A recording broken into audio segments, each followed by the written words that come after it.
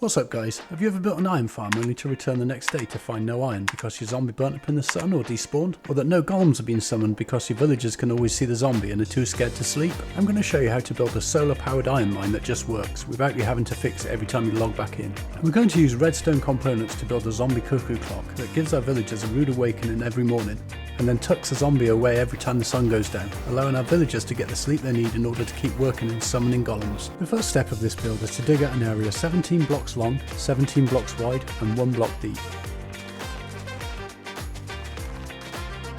Once that's complete, find the centre block and then dig out all the blocks around it.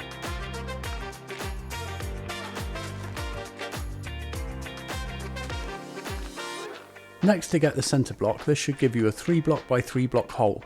We need to make this hole 5 blocks deep. Now we're going to dig out each wall by a further 3 blocks. This should give the hole a perfect plus sign shape when viewed from above. Once complete, this area is going to house the zombie's piston chamber in the middle and villagers in each of the wings.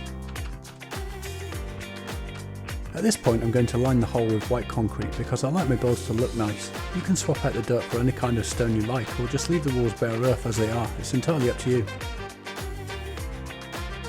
Once you've finished lining the walls, find the centre of the plus shaped hole and dig out the centre block. Next, figure out which side of the farm you want your iron ingot storage on. Dig 2 blocks down on that side of the centre hole. Jump down into the 2 block hole and face in the direction of where your ingot storage will be. Then dig out the top and bottom wall blocks and remove 1 block from the floor to make a step down. Next, go back up into the room and place the piston in the centre hole so that it faces upwards. Jump back down the hole you dug next to the piston and line it with stone if you want to before placing redstone dust on every floor block. Now dig out a tunnel 8 blocks deep and 2 blocks high. My tunnel is going to be higher than 2 blocks in places as I'm digging through sand and the upper blocks keep falling down. I'll just fill in the empty spots afterwards when I line the tunnel with stone. After you've dug 8 blocks in from the last step down, dig a step up 1 block and then continue the tunnel for another 6 blocks before digging steps to the surface. I made the last section of my tunnel 5 blocks here, but I had to come back and lengthen it to 6 blocks later in order to get enough clearance for my chests.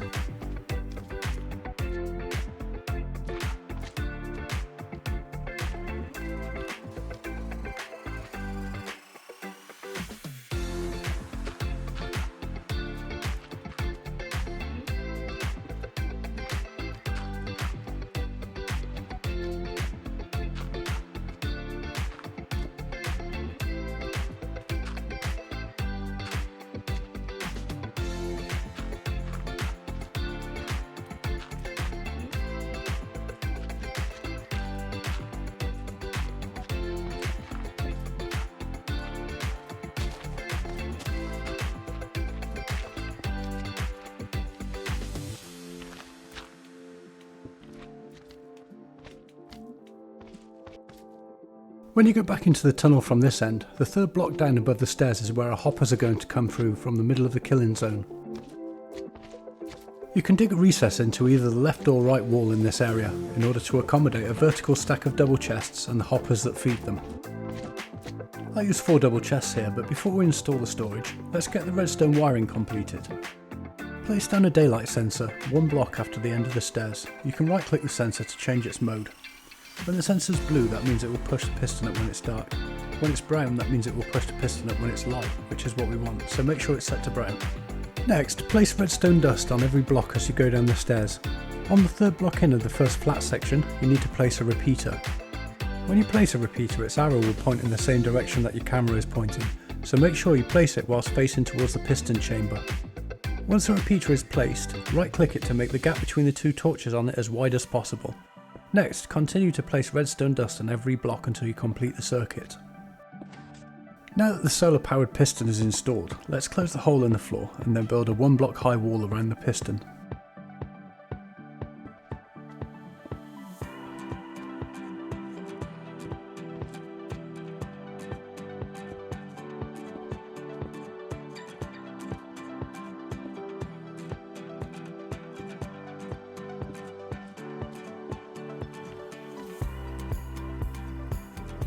Stand on the wall you just built around the piston and place a row of 3 blocks along the back wall of each wing. Place 3 fletching stations on top of the blocks.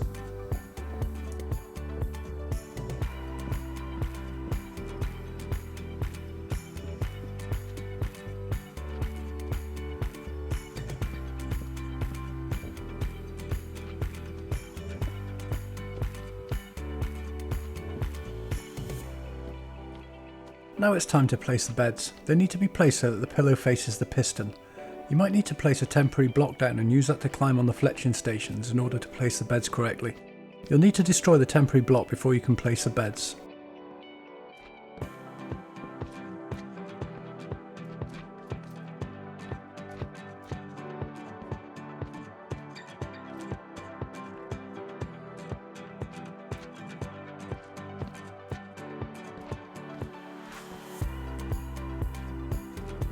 Next, place a torch on the first block above the middle fletching station in each wing.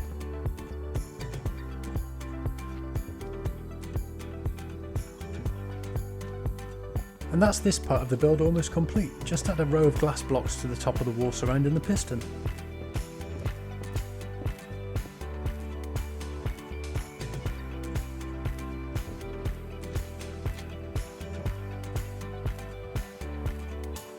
Next, let's dig the hopper channel so that our iron farm can collect ingots and move them to our storage area. Starting above the stairs near the daylight sensor, dig a channel to the central chamber. The channel should be 1 block wide and 3 blocks deep. When finished, it should come out through the block above where you placed the torch.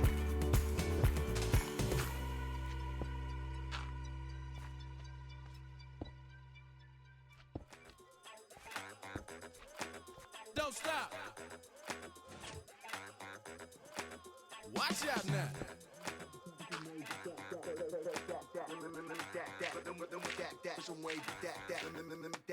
Watch out now. Don't stop. Watch out now. Don't stop. Facing towards the daylight sensor, place a temporary block at the end of the channel. We're going to use this block to make sure our first hopper is pointed in the right direction. When placing the first hopper, just look at the block and hold down your stealth key as you place the hopper. Place the next hopper while holding the stealth key and looking at the back of the hopper you just placed. Keep placing hoppers using the same approach until you reach the end of the channel.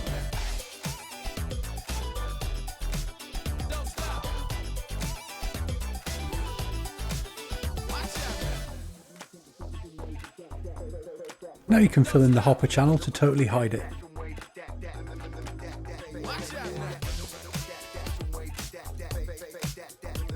Next, let's get our storage connected. First, destroy the third block down above the stairs to reveal the hopper. Then dig out a 1 block deep, 3 blocks wide and 4 blocks high area to either the left or right side of the stairs. I'm going to quickly swap out these exposed mud blocks for some white concrete to keep my build looking sharp. Watch out now.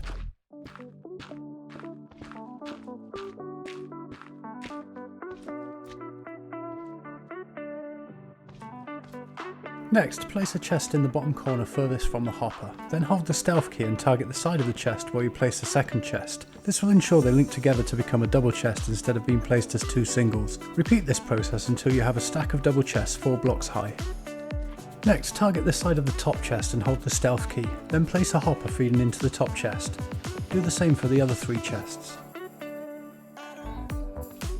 Then to connect the chest to the hoppers we placed in the channel, just target the side of the top hopper, hold the stealth key and place the final hopper on this side of the installation. Now place a bucket of water inside the piston chamber. Then extend the hoppers from the hopper channel until you have a hopper above a glass block next to the piston.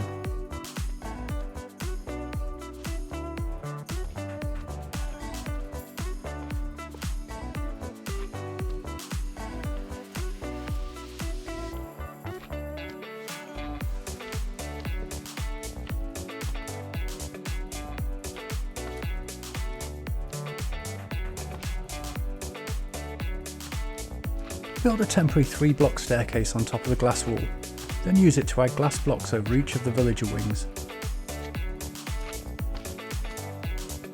The glass block ceiling needs to be 2 blocks deep, This is to make sure that Iron Golems are not able to spawn inside the villager rooms. Be sure to leave a 1 block hole in each glass ceiling so that you can get your villagers in.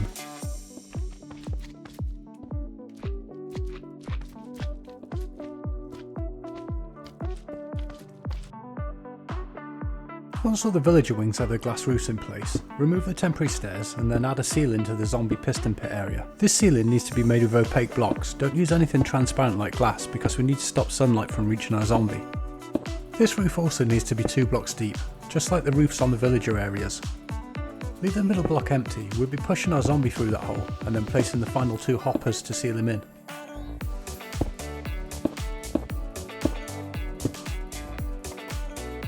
Next, place 3 villagers into each of the 4 wings and then seal up the holes with 2 glass blocks per hole.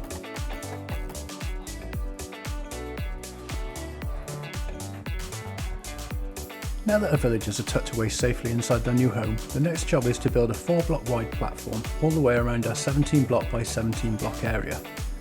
The inside row of this platform should be placed 1 block back from the edge of our 1 block deep excavation. The outer edge of this platform should be 27 blocks by 27 blocks.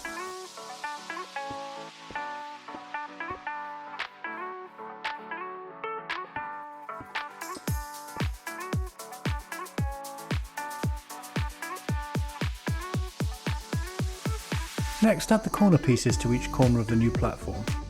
Place a temporary block on the outside edge of the corner, and then place a block on top of the temporary block. Each corner should have 1 corner block with 2 blocks on either side of it. Use the same colour blocks for all of these corner pieces, and remove the temporary blocks once you're done. Finish off each of the corner pieces by adding 1 block on the inside corner and 3 blocks along the upper corner like this. Next, it's time to build the alternating outer wall. Let's call the type of block you use to build the corner pieces your standard block. Pick another type of block with a different colour. This will be your alt block. Starting with your alt block, build a striped wall between the corner pieces. Only your alt block should ever touch the corner pieces. These alt blocks are not just for cosmetic purposes, they also show us where to add water buckets in order to achieve the perfect water flow.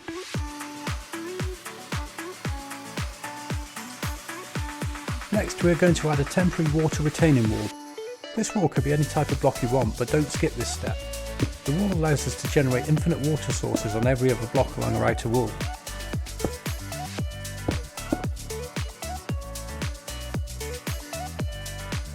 Next, it's time to lure a zombie into our piston chamber and give him a name tag. Name tags can be found in treasure chests or by fishing, and will stop the zombie from despawning. Before you can use a name tag, it must be renamed at an anvil. Now that the village tower is in place, let's place the last 2 hoppers. Place the first hopper while holding the stealth key and looking at the hopper exposed in the side of the hole. Then place the final hopper, holding the stealth key and looking straight down at the last hopper you placed. Now there are only a few jobs left before the iron farm is fully operational.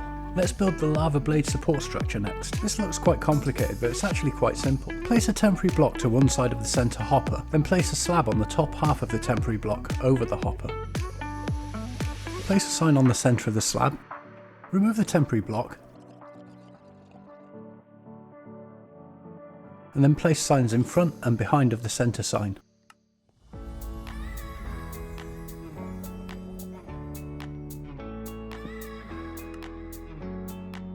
Place 3 signs along the edge of these signs, on both sides.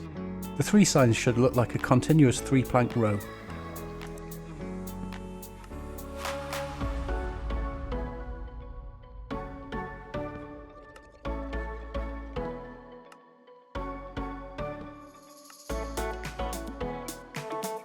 Place another 3 signs on each side to complete the base of the lava blade.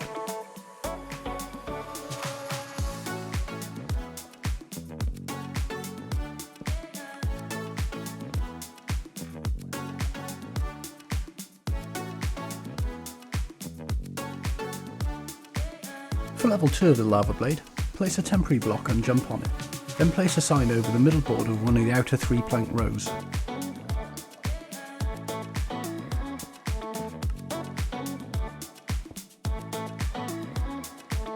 Place a sign on both sides of this sign to create a H shape. Place one more sign parallel to the last placed sign and place a second sign to form a right angle. Repeatedly place 2 signs at a right angle until the blade top is fully wrapped.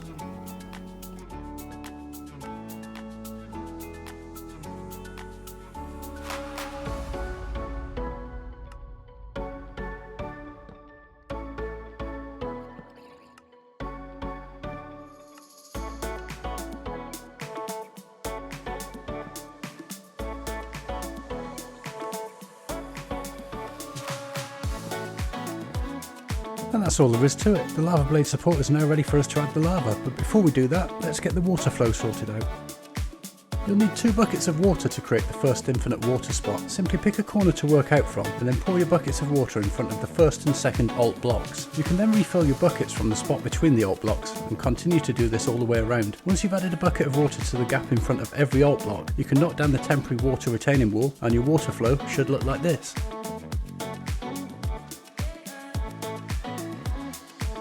Now all that's left to do is to finish the lava blade by adding a bucket of lava to the top of the middle sign on the slab. Then our solar powered iron farm will be fully operational. To place the lava, you'll need to place a temporary block down. This will stop the water from pushing you around and give you the height you need to target the top of the middle sign. Hold the stealth key and right click to place the lava.